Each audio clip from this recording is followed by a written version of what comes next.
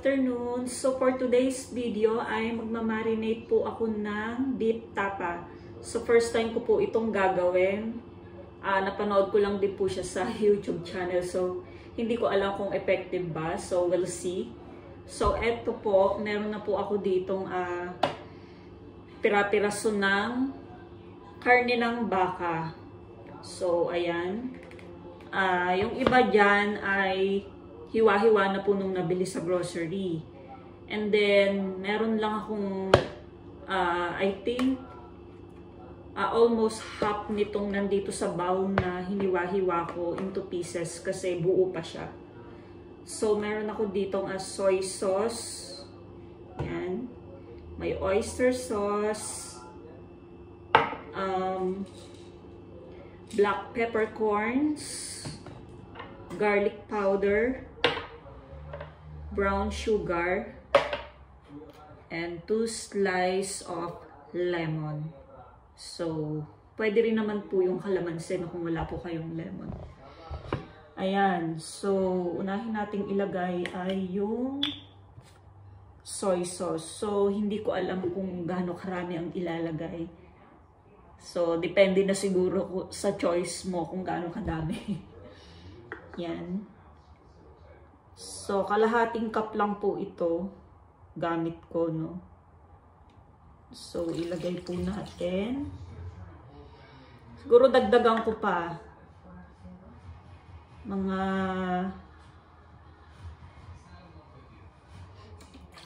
yan, tama na siguro to.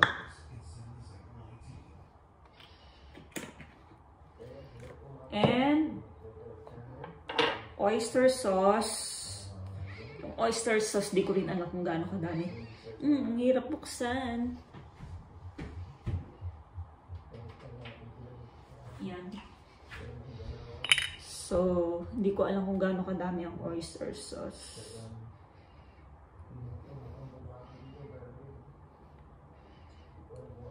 Depende siguro po sa choice nyo.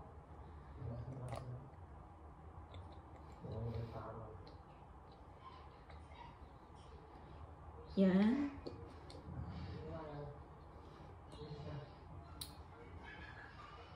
Next is black peppercorns. Yan.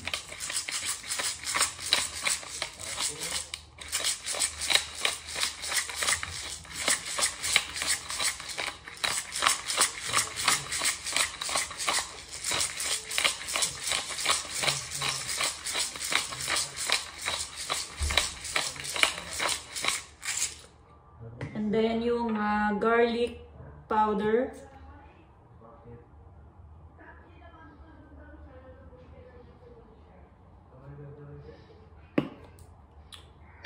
And then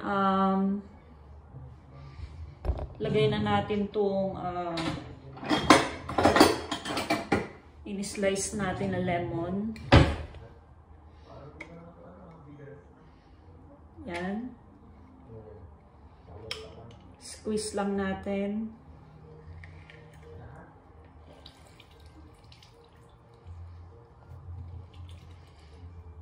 Kung wala po kayong lemon, pwede po ang kalamansi.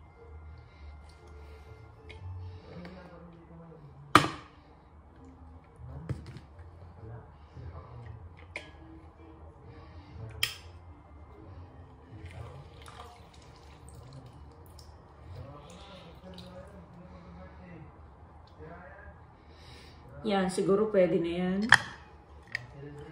Malasa na siguro yan. And then, let's add sugar. So, yung amount ay hindi ako sigurado. Siguro depende na po sa inyo.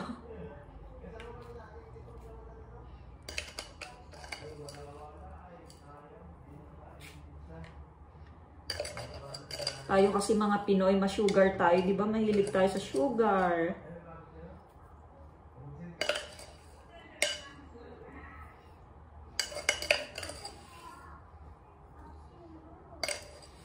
Anyway, marinate lang naman po ito.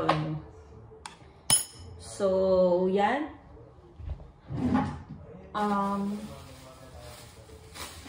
Wala akong gloves or yung plastic gloves. So, eto na lang muna gagamitin ko sa pag-mix. Yan. So, haluin lang natin siya, guys. Yan. Diba? Sana successful.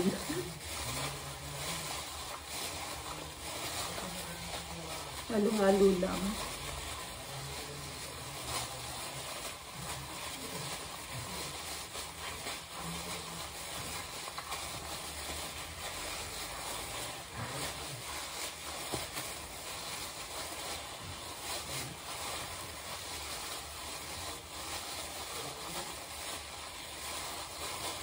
Yan.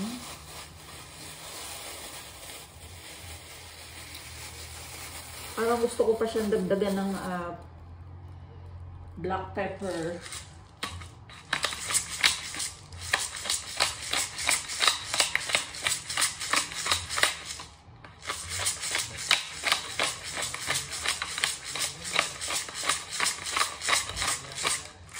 And ng garlic powder.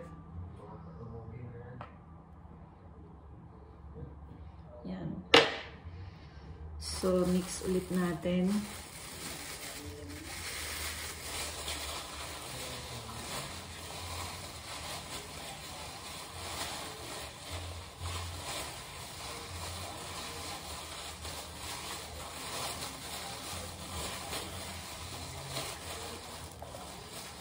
Lahat ko na kaya itong sugar.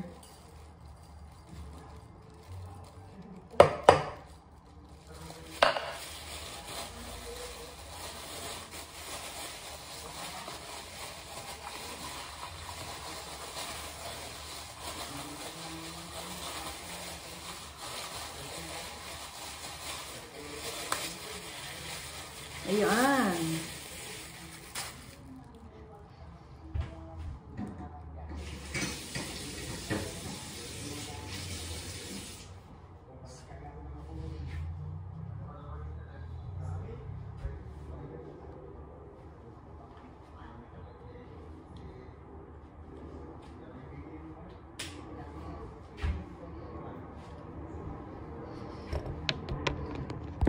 Yan, so imamarinate lang po natin siya overnight, no? Ilalagay po natin siya sa ref. And then, pwede nyo na po siyang lutuin. Anyway, so, hanggang dito na lang po. I-update ko po kayo ulit bukas, no? Kung ano na po nangyari dun sa marinade.